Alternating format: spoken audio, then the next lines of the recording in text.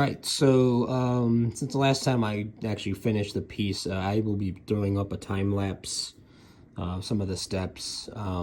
So from what we had to break down earlier with just the outlines, these are actual finalized. So I'll show you what the actual layers of how everything breaks down.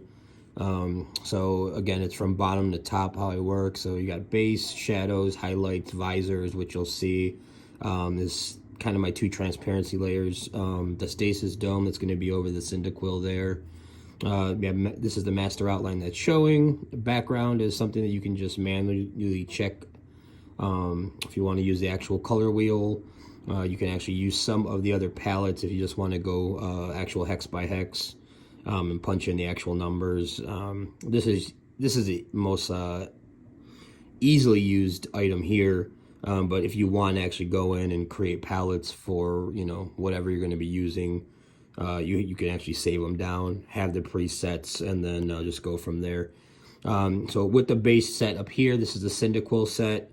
You'll see my little key. It'll be a little legend up here that I create, and that's how I usually color pick from. All the shadows and lighting is based off of that.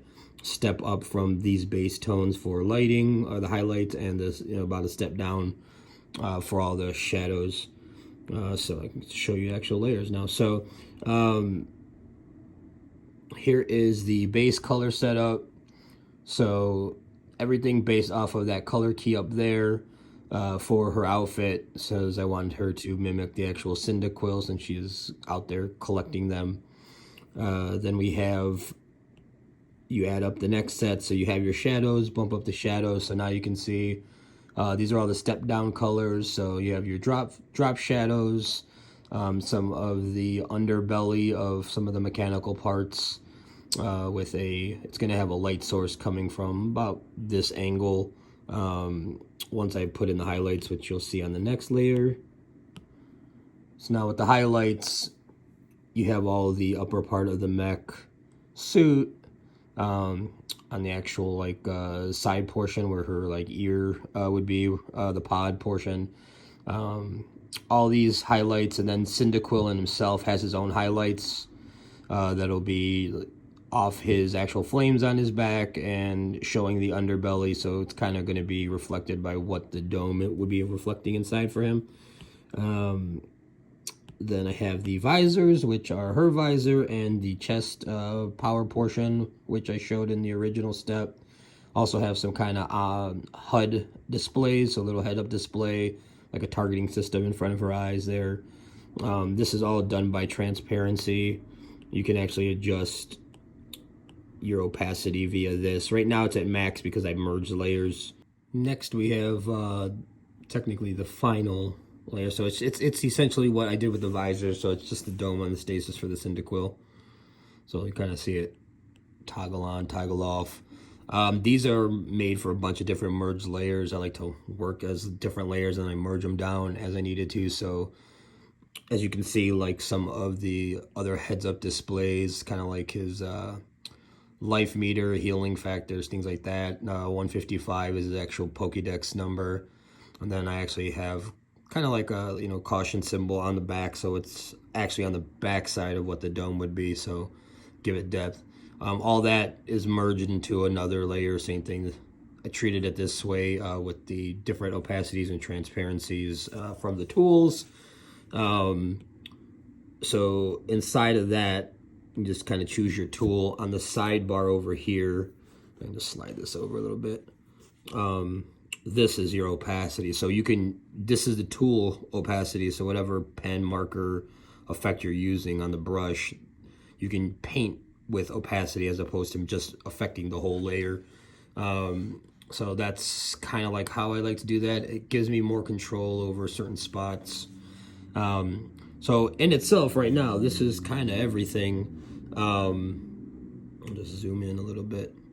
I do like to keep the key up here. It's quick reference. If you don't go in and actually take the time to go make your brush presets, you always have a reference color to build on. Always, white and black are pretty much staples. So it's usually whatever my color scheme set is, plus that is what I work with. The final layer is just, you know, logo, so I just kind of imported my logo. You kind of see it in the bottom corner there. That is set to an opacity just because, you know, it's not the primary thing I need, but it's, you know, always slapped on there.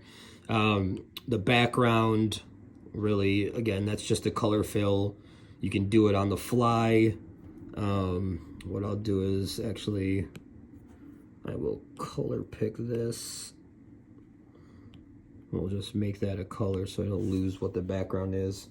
But if you're ever really questioning like what background to choose, all you got to do is just roll around the wheel and you can kind of see what works, what doesn't. You don't have to have fully complementary color sets, you know. It's fun to play with, you know, shadows, tones, from there. But if your eye seems to be vibrating between what's in your foreground and what's in your background, they're not a good set. Your eyes shouldn't be doing that. The vibration is going to be from colors that really shouldn't be next to each other, whether it's a tone. You may just need to kind of mute it a little bit. You can always mute the background if your foreground is, you know, if you want it to be punchy. I like bright colors.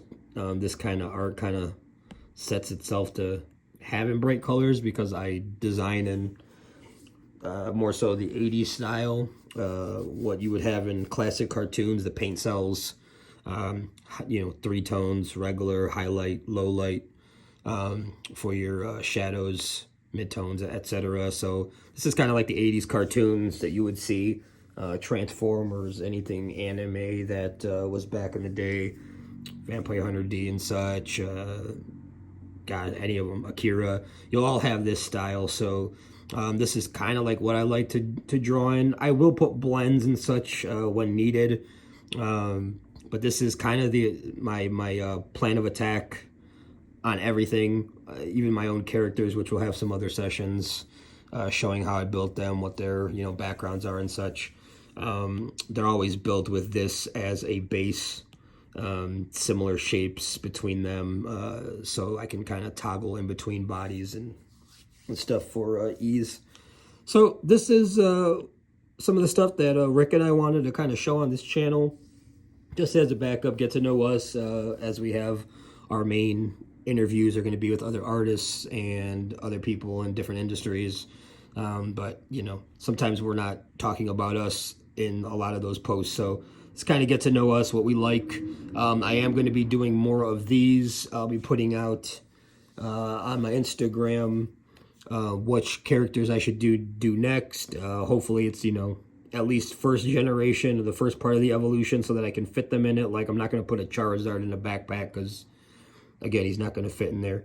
So I'm going to also base them. So whatever Pokemon's in the back, it'll be a similar look design, but we will just change the armor, change over the overall look of everything to match the Pokemon. So it's kind of like a specific set between the Pokemon and the armor.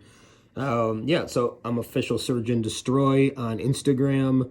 You can see me at SergAndDestroy.com if you want either my shops or any other background of stuff I can do. Partners Rick Sands. We are Super Design Land. And yeah, thanks for joining me on this sketch journey, kind of show you what we do, what I do on this side of things. Rick will be doing some other things. We will have some toy-inspired ones that'll be coming from sketch to toy. Kind of show you that process of how we think and how things come along. And yeah, thanks for joining us.